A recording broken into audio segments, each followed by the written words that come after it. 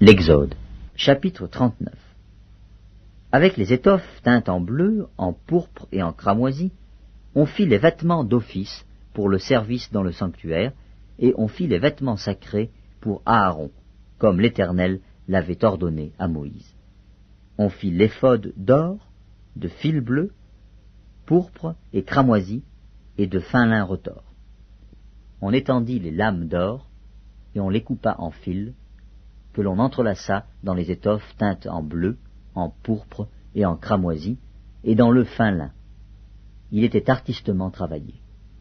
On y fit des épaulettes qui le joignaient, et c'est ainsi qu'il était joint par ses deux extrémités.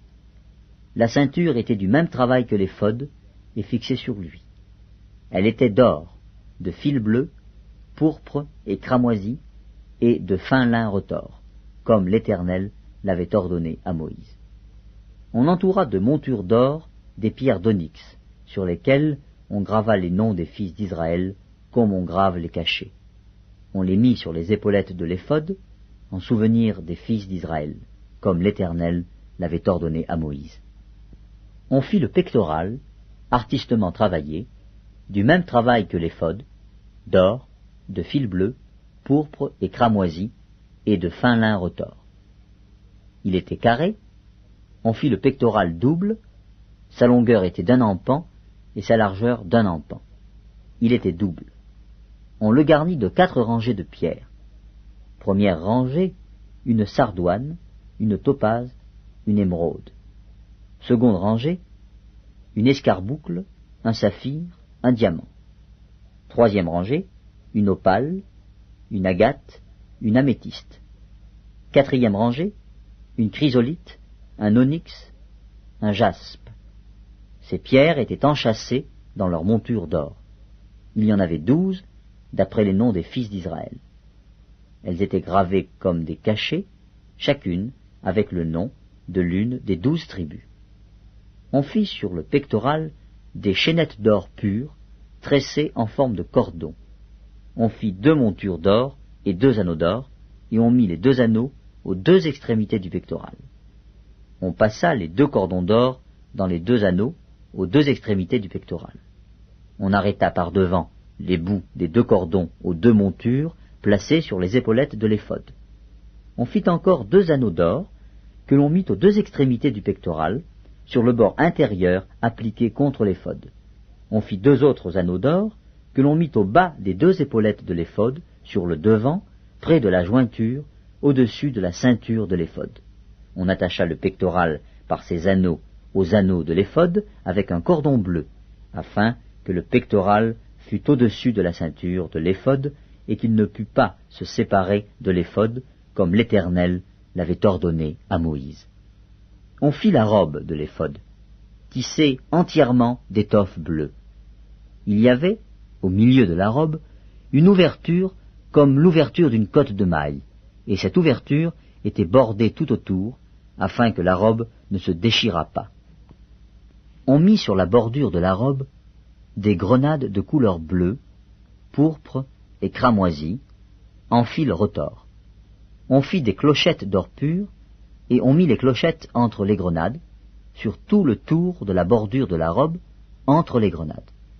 Une clochette et une grenade, une clochette et une grenade, sur tout le tour de la bordure de la robe, pour le service, comme l'Éternel l'avait ordonné à Moïse. On fit les tuniques de fin lin, tissées pour Aaron et pour ses fils, la tiare de fin lin et les bonnets de fin lin servant de parure, les caleçons de lin de fin lin retors, la ceinture de fin lin retors, brodée et de couleur bleue, pourpre et cramoisi, comme l'Éternel l'avait ordonné à Moïse. On fit d'or pur la lame, diadème sacré, et l'on y écrivit, comme on grave un cachet, sainteté à l'Éternel. On l'attacha avec un cordon bleu à la tiare, en haut, comme l'Éternel l'avait ordonné à Moïse.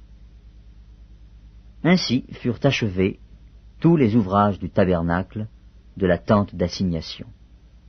Les enfants d'Israël firent tout ce que l'Éternel avait ordonné à Moïse. Ils firent ainsi. On amena le tabernacle à Moïse. La tente et tout ce qui en dépendait, les agrafes, les planches, les barres, les colonnes et les bases, la couverture de peau de bélier teinte en rouge, la couverture de peau de dauphin et le voile de séparation, l'arche du témoignage et ses barres et le propitiatoire, la table, tous ses ustensiles et les pains de proposition, le chandelier d'or pur, ses lampes préparées, tous ses ustensiles et l'huile pour le chandelier, l'autel d'or, l'huile d'onction et le parfum odoriférant et le rideau de l'entrée de la tente, l'autel d'airain, sa grille d'airain, ses barres et tous ses ustensiles, la cuve avec sa base, les toiles du parvis, ses colonnes, ses bases et le rideau de la porte du parvis, ses cordages, ses pieux et tous les ustensiles pour le service du tabernacle, pour la tente d'assignation, les vêtements d'office pour le sanctuaire, les vêtements sacrés pour le sacrificateur Aaron et les vêtements de ses fils pour les fonctions du sacerdoce.